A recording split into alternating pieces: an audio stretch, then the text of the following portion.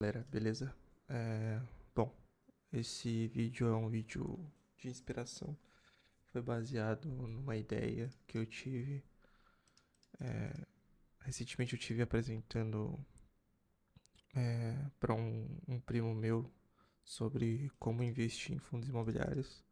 Ele estava interessado em investir e eu percebi que a galera tem muita dificuldade de analisar relatórios de fundos imobiliários, ações e etc. Então eu vou tentar fazer uma coisa diferente aqui, que é passar minha visão de como analisar um relatório específico de um fundo e vamos ver o que vai sair disso, tá? O fundo que eu vou analisar hoje se chama GARI11, é um fundo de investimento da Guardian Logística, que é basicamente um fundo híbrido ali entre renda urbana e logístico. Então, o que eu costumo olhar? Eu gosto muito de alguns sites, tá? Principalmente o Investidor 10, que é um site onde vai te dar todas as informações do fundo de ações, tem de tudo aqui, ações, fundos, estoques internacionais, tem todo tipo de investimento que você consegue analisar aqui. Mas falando especificamente do Gary 11, tá? Primeira coisa que a gente tem que analisar quando a gente vai olhar um fundo é se ele tem liquidez, tá? A liquidez é o que garante que você consiga se desfazer e comprar o fundo a hora que quiser. Tendo liquidez acima de R$ 1 milhão para um fundo imobiliário já é mais do que suficiente, tá? Não precisa se preocupar quanto a isso. Uma outra coisa que eu costumo analisar sobre os fundos é quantidade de cotistas. Então, acima de 100 mil cotistas quer dizer que esse fundo é muito seguro, muito tranquilo. Tem muita gente já investindo nesse cara. E valor patrimonial acima de 500 milhões. Nesse caso aqui tem 1,33 bilhão, que é muito alto, tá? O que a gente pode perceber, ó, é que historicamente ele sempre se mantém perto do VP. Então quer dizer que é um fundo que teoricamente nunca não teve problema, apesar de ser um fundo relativamente novo, que ele começou em 2021 e vem crescendo nos últimos tempos, tá? Se você usa o Investidor 10 ou se você tem assinatura, você vai ter algumas coisas aqui, por exemplo, ver o histórico de 10 anos e etc. Nessa comparação aqui, você nunca compara com CDI, você sempre deve comparar com o IFIX, que é o Índice Geral de Fundos Imobiliários, tá? E aí, com base no IFIX, você bota o tempo específico. Nesse caso, como esse fundo ele não tem nem 5 anos ainda, ele tá, na verdade, no quarto ano. Um, dois, três, quarto, no quinto ano. O ideal é você olhar somente 2 anos, tá? Porque esse índice aqui ele vai estar meio que distorcido, tá? Mas mesmo 5 anos, ó, você já vê que ele ganha do IFIX com tranquilidade, 34% contra 19%. Então, é um fundo muito tranquilo e muito sujeito a estar na carteira, tá? Aqui ele fala sobre o mesmo tipo de segmento, ele faz uma comparação com outros FIIs, tentando pegar a mesma coisa, né? Fundo de tijolo, que tem um patrimônio parecido, né? Um investimento parecido. E você vê que ele, de fato, cara, assim, procura não. Como é que eu posso dizer? Procura não se apegar muito a dividendo, apesar de ele entregar um baita dividendo, tá? Mas não se apegue muito nisso. A gente vai se apegar mais à qualidade do fundo pra gente incluir na carteira, tá? Então, o que a gente pode perceber aqui também, ó? Na aba de dividendos, a gente percebe que ele tem um dividendo constante. Então, o percentual dele tá constante. Bem tranquilo, eu gosto de olhar mais, na verdade, valor do que percentual, porque o percentual é relativo ao preço da cota no mercado no estado atual. Então, você pode perceber que ele paga 0,8 centavos desde 2020, aumentou para 0,9 aqui em 12 de 24 e depois caiu para 0,8 em 7 de 25. Então, cara, muito estável, é um reloginho de pagamentos, muito tranquilo, tá? Mas agora, falando do que a gente precisa ver, e o que eu gostaria de falar é que o que é interessante aqui, né? A lista de imóveis, ó, ele é muito diversificado, então ele tem muitos imóveis em vários estados do Brasil. Isso te dá uma garantia muito legal. Isso te dá uma tranquilidade muito legal de não ficar investindo num lugar só. Então, a chave de um bom investimento é a diversificação. E o que é mais importante, o que a gente vai olhar agora, vai ser o relatório gerencial. Então, eu vou pegar o relatório mais atualizado aqui para a gente dar uma lida junto e tentar entender o que mostra aqui nesse relatório, tá? Mas antes de abrir o relatório, eu vou falar mais algumas coisas interessantes, né? Então, o valor da cota no mercado e o valor patrimonial ele tá sendo cotado com ágio, então ele está 1% acima do valor patrimonial, ou seja, estaria pagando um pouquinho mais caro nesse momento. Então o fato dele estar mais caro nesse momento quer dizer que ele é um baita fundo, porque mesmo num cenário de Selic a 15%, que é a data que eu estou hoje, ó, gravando aqui 10 horas da noite, então Selic é 15%, 23,8, se a gente for olhar, ele mesmo assim está negociando com ágio, então é um baita fundo, um fundo que, acho que, se eu não me engano, no último mês lançou um fato relevante ali que vai pagar R$ 1 por cota, um negócio assim, teve um lucro absurdo. Então é um baita fundo, um fundo que vale a pena analisar. E aí a gente vai analisar agora o relatório gerencial. Bom, então vamos lá. Vamos falar sobre o Gari 11. Vamos dar uma olhada nos relatórios aqui. Então, aqui ele fala uma mapinha do relatório e tal, beleza. Aqui ele dá uma foto do Mix Mateus. Então ele fala um pouco sobre o fundo, né? O que é interessante a gente ver aqui, ó. Número de ativos, isso aqui é muito importante. 39 imóveis, mostra uma diversificação muito interessante. 512 mil metros quadrados de ABL, ou seja, ABL é uma forma de representar o espaço do fundo em termos de metragem quadrada, tá? Então isso mostra que é uma área de locação bruta muito interessante. 512 mil metros quadrados é muito grande, valor patrimonial por cota, muita liquidez, como eu já tinha falado, prazo de aluguel médio de 12 anos, isso aqui é muito interessante. O que isso aqui mostra pra gente, né? Que os aluguéis são longos, então a gente vai ter uma previsibilidade de dividendos por muito tempo. Vacância física e financeira, isso aqui é muito importante, tá? Vacância 0%, diz que a gente não tem nem inquilinos que não estão alugando, então a gente tem 0 inquilinos que todos estão sendo alugados, e a gente também não tem vacância financeira, então nenhum desses inquilinos que estão todos alugados, eles têm algum tipo de inadimplência, então todos estão pagando. Isso é excelente, tá? Isso é excelente. Então, um excelente fundo. Então a gente tem aqui taxa de performance de 20%, taxa de administração de 0,94 a 1%, o que é padrão, é ok. Eles têm um benchmark de IPCA mais 6, que é uma taxa bem alta. Então, atingir esse benchmark não é fácil, tá? O início do fundo, como eu tinha dito, ele é um fundo recente na bolsa, não é muito antigo, mas ele vem ganhando bastante notoriedade pela gestão, a gestão muito ativa que compra, vende imóvel, faz grandes negócios, faz bastante lucro. Então, tá bem bacaninha, tá? Vamos continuar aqui então. Aí aqui vai ter comentário do gestor, aqui ele vai explicar várias coisas. Se quiser pode ler aqui, ele vai falar sobre compras e vendas. Aqui a gente vai ser mais objetivo. Ele vai falar dos juros, do cenário atual e tal, comentários, etc. Então o que a gente tem que olhar, principalmente quando a gente vai olhar um fundo, tá? Vamos olhar aqui performance e resultados. Aqui ele vai mostrar o guidance, então ó, o guidance no começo do ano, né? A gente tá no mês de agosto, estamos virando aqui o semestre. Era 83, aumentou para 0,9. Ele é 0,83 e aumentou para 0,9. Isso quer dizer o que tá? Os dividendos estão crescendo, isso é ótimo. Né? O guidance máximo, quando a gente fala guidance, lembre-se, guidance é igual a meta. É a meta que o gestor estipula de pagamento de dividendos para o seu cotista, né? Que no caso seria a gente. Aqui ele mostra uma DRE, inclusive um modelo de DRE é bem interessante, que ele mostra os últimos 12 meses quase. Tá mostrando desde janeiro de 24, na verdade 1 ano e meio aqui. O que a gente tem que ver praticamente é se as despesas não são altas demais em relação às receitas, o que tá ok aqui, né? E se o resultado líquido que ele tá fazendo, pelo menos nos últimos meses, é o suficiente para a distribuição por cota que ele está tentando realizar. Por exemplo, aqui ele fala, ó, resultado por cota representado em centavos, né? Porque é um fundo de base 10, ou seja, ele é negociado na faixa dos R$ 10, né? Como esse cara é um fundo de base 10, ele vai pagar centavos, né? Então ele tá pagando aqui 0,8, 0,9 por cota, mais ou menos. Então, ó, ele teve 83 centavos por cota e distribuiu 83. Aqui ele teve 84 de resultado distribui 83, então tá ok. Saber que tem caixa, porque o resultado nos últimos 12 meses foi 1.050 e ele distribuiu 0,38.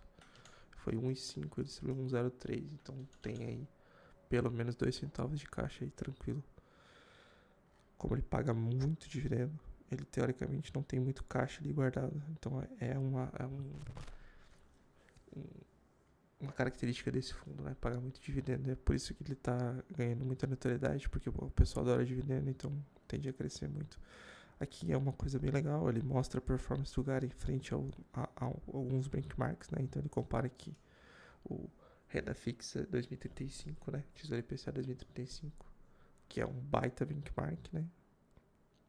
Então o que ele tá falando aqui? Ele te dá 3 índices, né? Então você tem o Gary, que é a linha azul mais escura, você tem o yield de mercado, que é a média do mercado de dividendos, e tem a NTNB de 2035, que é o Tesouro IPCA mais 2035, que é mais ou menos um benchmark que a gente utiliza quando a gente compra fundos imobiliários, que é o Tesouro Longo, para ver se a gente tem um spread de diferença entre o Tesouro Longo, porque não existe motivo para você correr risco de fundo imobiliário se o Tesouro Longo paga o mesmo percentual. Então, quando você compra um fundo imobiliário, você espera que ele tenha pelo menos uma diferença de spread de no mínimo 2% ali em relação ao Tesouro Longo, porque senão não faz sentido você estar correndo mais risco tendo a mesma rentabilidade de uma coisa que tem praticamente zero risco que você está investindo para o governo federal, né? Mas eu posso falar isso em outros vídeos.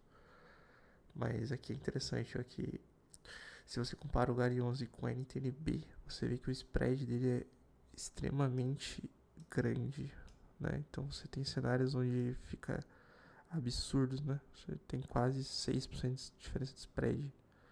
Então mesmo com a Selic bem esticada, ou seja, e o IPCA bem esticado, né? A gente está num cenário bem ruim nesse ano, onde a Selic está muito alta, cerca de 15%, e a inflação está bem ruim também. Mesmo assim, a gente tem uma diferença de spread gigantesca aqui de quase, sei lá, 5%.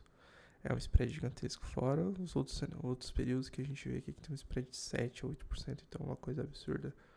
Então, você querer comparar renda fixa com renda variável, com fundo imobiliário especificamente, não existe comparação, dado que é só você olhar os dados, né? Então, aqui ele fala liquidez no mercado secundário, evolução de número de cotistas, então como eu já havia dizendo, esse é um fundo que está crescendo muito. Ele tem top 1 liquidez, ele tem ganho de cotistas todo e fixo. Então é um fundo que está sendo negociado, cada vez aumentando mais as negociações, porque eles têm uma gestão muito ativa.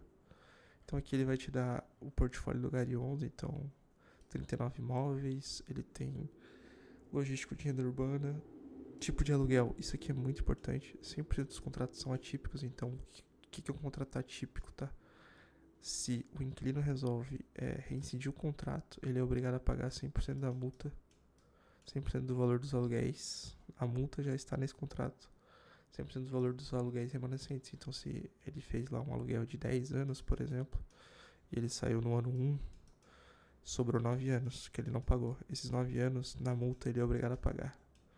Então, dificilmente esse cara vai sair, ele vai tomar muitas decisões antes de tentar sair, sabe? Ele vai tentar ir por outro caminho, porque sair pra ele vai ser um prejuízo absurdo. Já teve casos, tem vários casos que as pessoas saem, mas pra gente fica muito tranquilo, porque a gente pega todo o saldo remanescente e ainda realoca pra outro inquilino. Então, como cotista, isso aqui é um diferencial absurdo, tá? Sensacional, tá? Procure sempre fundos imobiliários com contratos atípicos, que vai te dar muito mais segurança e muito mais previsibilidade, porque os inquilinos vão pensar 20, 30 vezes antes de sair. Prazo de aluguel muito grande, 12 anos a média, então é uma coisa muito grande. Número de inquilinos, apesar de ter um número de inquilinos pequeno, eles são locatários high grade, então teoricamente a gente não vai ter problema. Então são grandes nomes aí, Grupo Mateus, Pão de Açúcar, Air Liquid, Bate, então são, apesar de ter uma concentração em 6 inquilinos apenas, eles estão bem localizados, então tá bem diversificado em localização, então é um baita fundo. Então tem presença em cidades estratégicas ali, São Paulo, Campinas, Rio, ele mostra ali. E os imóveis, né, como eu tinha dito, 512 mil de metros quadrados de GBL, então área bruta locável, tá? Isso aqui. Você vê percentual da receita, não tem nada absurdo além desse cara aqui, ó, 21%, tá?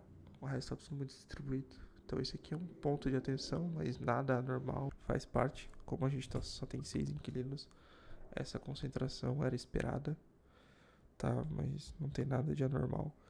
É um risco que você toma pelo diferencial de pagar muito dividendo, né? Então quanto mais dividendo, mais risco. Isso não desmerece o fundo, pelo contrário, isso faz com que o fundo tenha um dividendo absurdo, porque ele tem uma certa concentração. Então, para quem quer tomar um pouco mais de risco do que o normal, é um baita fundo, na minha opinião, né? E aí aqui ele vai falar sobre os imóveis, aí se você quiser dar uma olhada, você pode pesquisar sobre os imóveis. É muito interessante, né? E, e tá tudo aqui explicadinho. Vamos descer aqui um pouquinho. Então aqui ele fala sobre os locatários, ó. Então a maioria deles com rating no S&P e Fitch, então são locatários que teoricamente não tem histórico de inadimplência, tem saúde financeira, são acompanhados e tal. Tirando o Almanar aqui que não tem, então, mas o percentual de receita do fundo desse cara é 2%, então meio que irrelevante pro fundo. Então aqui ele vai explicar, vai falar sobre os inquilinos, aí você pode dar uma olhada sobre os inquilinos. Alavancagem, a gente tem que é uma parte importante que a gente tem que sempre estar de olho. Alavancagem você interpreta como dívida, sempre dívida. Isso é a dívida do fundo. O que ele está fazendo para capturar dinheiro, tá? Aí ele vai explicar aqui.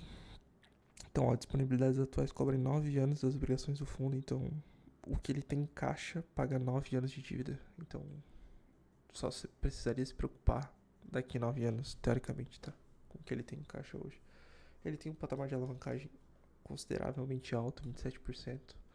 Então, isso faz com que a cota... O mercado já precifica essa cota com desconto por causa dessa alavancagem, que é uma alavancagem relativamente alta, mas o fato deles ter disponibilidade, que cobre 9 anos, deixa de ser uma preocupação, tá? Porque isso só se torna uma preocupação daqui 9 anos, porque eles já têm caixa para pagar isso, então irrelevante. E aqui é legal porque ele mostra uma seção aqui onde ele se compara com outros fundos, o que é muito interessante, que ele vai explicar e tal, mas ele dá uma...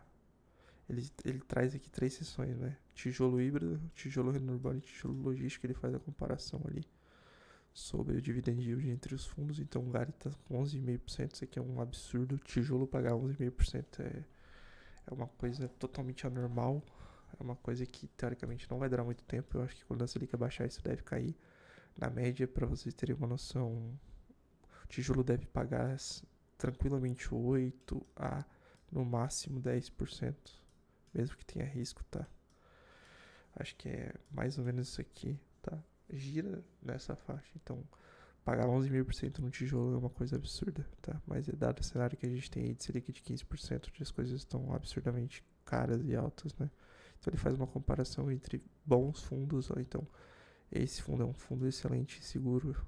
HGLG não tenho o que falar, BTLG não tenho o que falar, XPLG também não tenho o que falar. Então, excelente fundo, ele faz uma baita comparação. Ele fala HGRU, TRX, que é um baita fundo, KNRI, baita fundo, TVRI, baita fundo de híbrido também, LZR, excelente fundo. Então ele se compara a todos. Aí ele fala que ele dá aqui para baixo, ele dá um posicionamento mais descritivo, né? Ele traz mais informações pra gente.